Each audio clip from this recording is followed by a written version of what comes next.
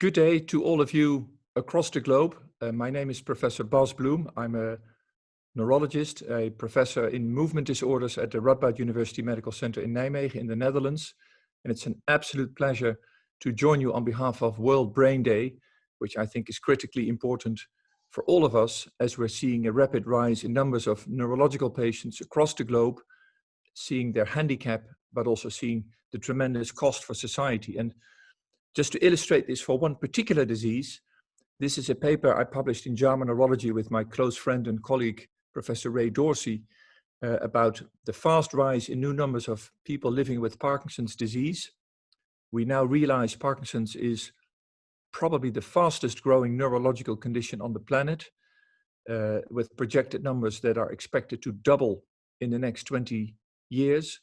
Millions of people worldwide, horrible disease in terms of disability, but also in terms of costs for society. We've published a book just this year called Ending Parkinson's Disease that I quickly wanted to draw your attention to. The book deals with this rapid rise in new numbers of people with Parkinson's, highlights the tremendous disability, but it also emphasizes the fact that Parkinson's is probably to a large extent a man-made disease. The fact that there are so many new patients is not just an aging effect. Parkinson's continues to rise in incidence even after correction for the aging effect, unlike, for example, Alzheimer's disease. And we think this is related to a large extent to pollution of the environment, pesticides, solvents, heavy metals, and the like. So the book is also a call to action to cleanse the environment, to speak to your politicians, to do something about this environmental pollution, but also a call for more funding for research and for development of better care models for our patients, and they deserve it. If you're interested in buying the book, you can order it here or through Amazon on endingpd.org. The website also hosts a series of wonderful webinars that the authors have done around a series of topics that are relevant to the field of Parkinson's. And just to reassure you that I'm not promoting my own income here, but this is all for the greater good. All authors are donating their proceeds to Parkinson charities so that we can devote all the money to our efforts to end Parkinson's disease. So it's truly a remarkable book. People who have read it and seen it enjoyed it. It received wonderful reviews on Amazon. So I hope you're motivated to also buy the book, read it, and review it. Good reviews help with the further extension of the book. Now, Tissa kindly invited me to speak about this latest paper that came out in the Lancet Neurology just very recently. You can see the publication date was just May 25. And this is our joint vision on the future of care for people with Parkinson's as a model condition. Obviously, the world doesn't start nor ends with Parkinson's disease, but Parkinson's is a very useful model condition where you can field test new approaches to care. And if proven to be successful for Parkinson's, it's very likely that you can extend it to other chronic neurological conditions. Parkinson's is common. It extends across all echelons of care. It involves primary care, regional hospitals, university medical centers. It's a lifelong disease that spans up to decades. Up to 30 professional disciplines are involved. So it's an ideal model disease to field test new models and to address a number of problems and challenges in care. And I'll just quickly highlight those. You're aware of many of those, but I just wanted to quickly flag them because they're beautifully outlined in the Lancet Neurology paper. One is, what we tend to do in care is bring people to the hospital where we take a quick photo of what is otherwise a very complex and evolving film at home. We ask our patients to drive the long way to the hospital, and we know that driving is unsafe for people with Parkinson's, but also for many other chronic neurological patients.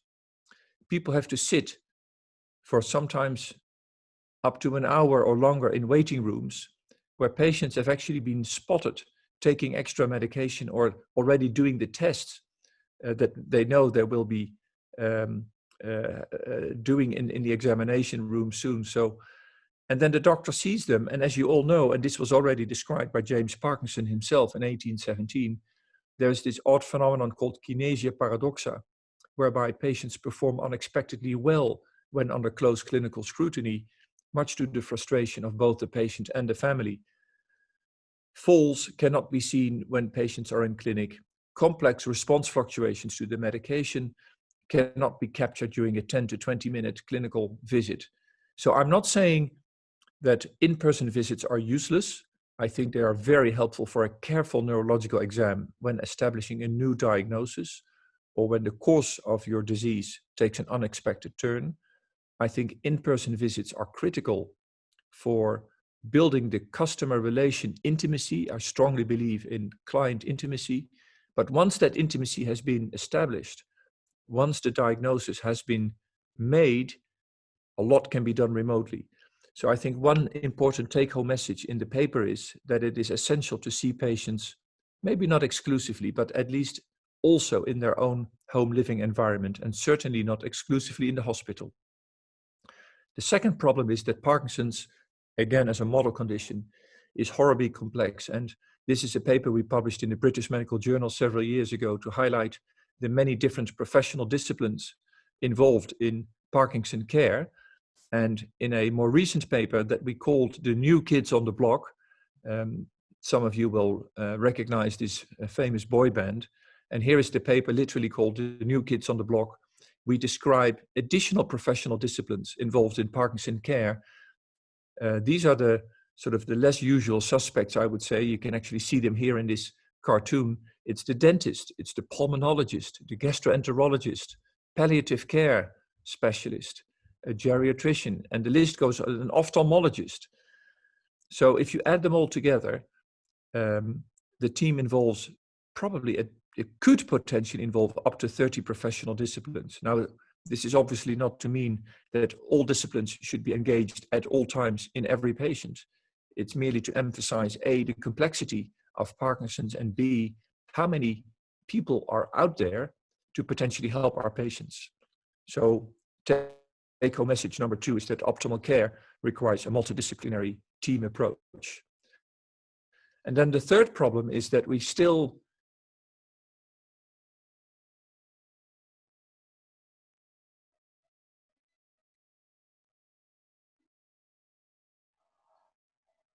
laptop.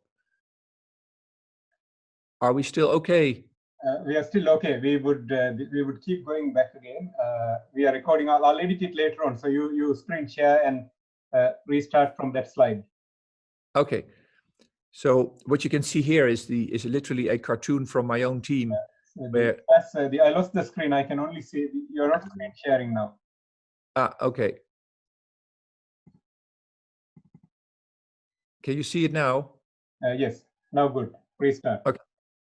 So this photo is taken with my medical team, but the man with the laptop is actually a patient in our under our care, and he's a full member of our team, as you can see here.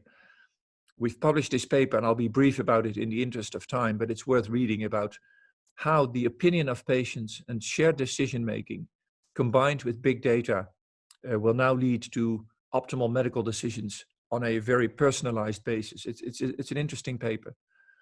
And this is a paper where I wasn't an author, and I wish I had been, but it's a Dutch group of people who make a new proposal for the new definition of health, which they define very aptly as the ability to adapt and to self-manage.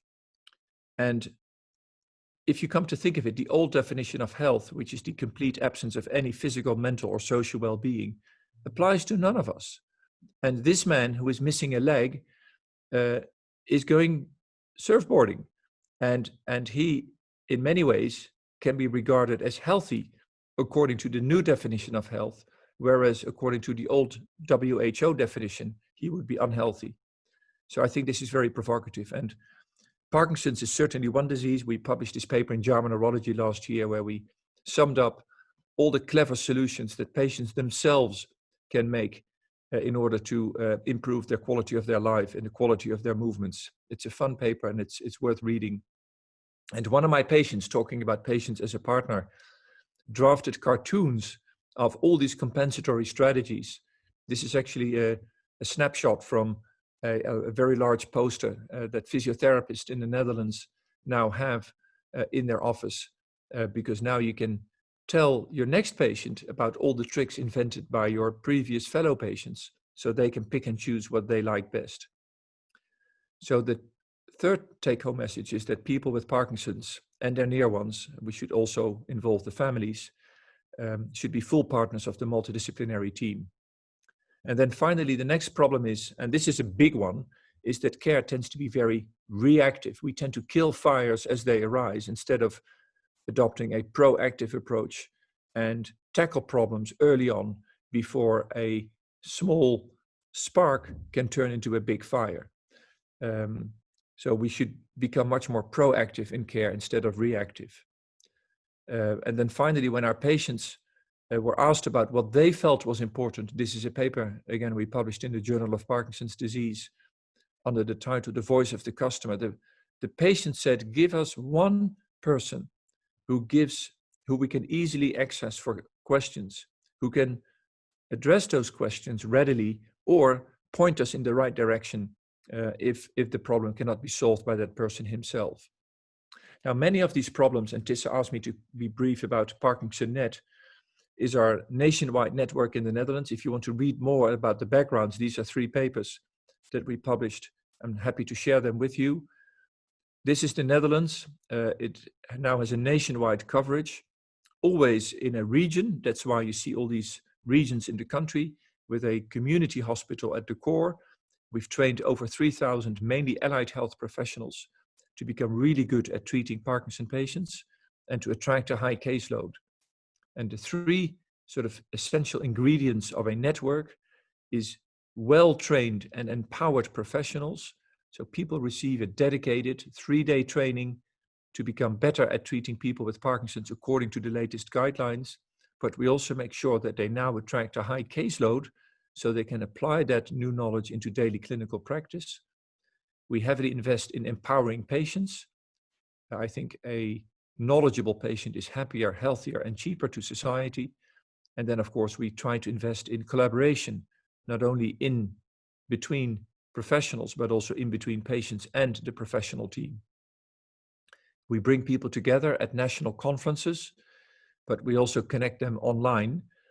And these are all papers that have evaluated the merits of the ParkinsonNet approach, all published in high-quality journals. But to be brief, basically a network approach of dedicated professionals and empowered patients who collaborate as a team leads to better care, fewer disease complications. We've seen a 50% reduction in hip fractures in the Netherlands and substantial cost savings for society. ParkinsonNet in the Netherlands saves up to 30 million each year for Parkinson's care alone, simply by organizing care in a better way. And this is a paper in Health Affairs that actually came out already. You see that a network in the green line has some maintenance costs. Networks don't exist for free. This is a common misconception. You need to supervise and maintain a network, but the cost savings within 3 years start to outweigh the investments needed to build and maintain the network. And because of this attractive business case, ParkinsonNet is now readily being copied to other places in the world. There's a network in California, in Michigan, in Germany, in Luxembourg, in Norway, and we are soon starting new trainings in other countries, including China.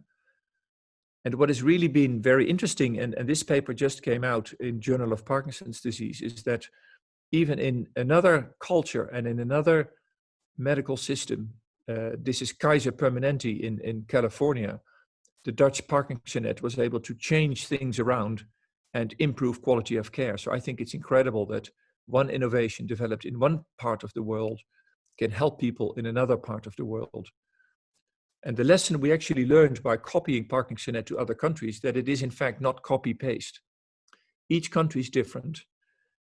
So basically, we feel very much like Starbucks, where your basic ingredients, the coffee, the milk, and the mugs, can be used to tweak the coffee to your likings. Some of you may like a double espresso, others may like a triple grande latte. And our basic ingredients, the coffee beans, etc., is professional training, patient empowerment, clever internet technology, etc.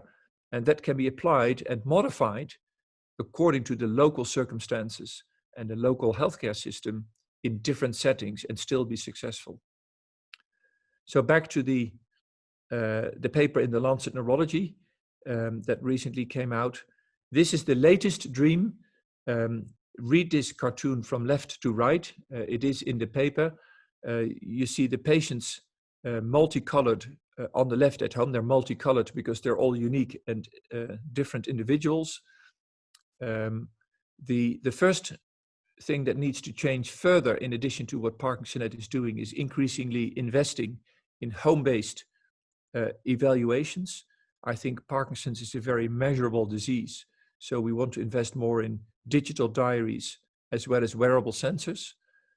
Those data can be put into a dashboard that is monitored by a regional Parkinson nurse who acts as this much desired first point of access for patients to proactively monitor the symptoms and become in action early on, be proactive rather than reactive, kill the fires either yourself or navigate the patient to another person in the regional Parkinson team who can then address your problems.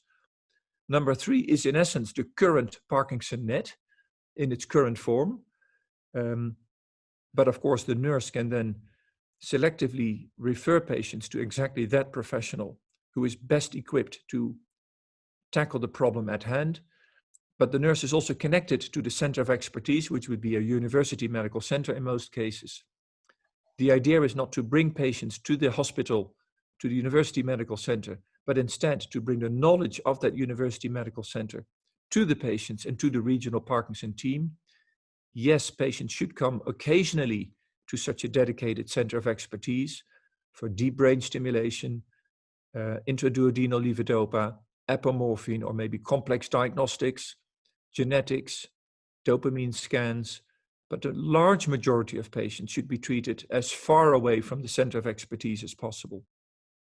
What the center of expertise on the far right should do is invest in professional empowerment, building guidelines, delivering the training, and also investing in patient empowerment. So I'll skip that dashboard slide for now to say that what is essential is a personal case manager. A lot of this can be done remotely. I think the Corona crisis has taught us that telemedicine is actually a very attractive way of delivering care in a very efficient way to patients in their own homes. Again, to emphasize, once that customer intimacy has been made and once a secure diagnosis has been made, that nurse can either address the problems himself or herself or point the patients into the right direction if they need to go elsewhere. So to basically act as the leader of the director of the orchestra. I'm very proud to say that thanks to a donation of a rich patient of ours, we're actually going to field test that model now with a number of surrounding hospitals. We call this the hub, home, and spoke model. This looks like a very powerful wheel. So we are actually going to take that model to the test, and it will be very exciting to hopefully in 2 or 3 years report about the outcome of this very large study that's now unfolding in the Netherlands. It's called the PRIME project. Here you can see the partners in that project, and it's ongoing. So this is my final or pre-final slide. As Tissa was already pointing out, collaboration is the new competition. I strongly believe in collaboration. ParkinsonNet and the new PRIME project are all based on intense collaboration with multiple different partners. I think the PRIME project is very respectful to all the colleagues in the field, giving them a unique role in healthcare, but ascertaining that they collaborate as a team. This is my final slide, just to remind you one more time about the book Ending Parkinson's Disease that can be ordered through endingpd.org. It's a wonderful book. It's a provocative book.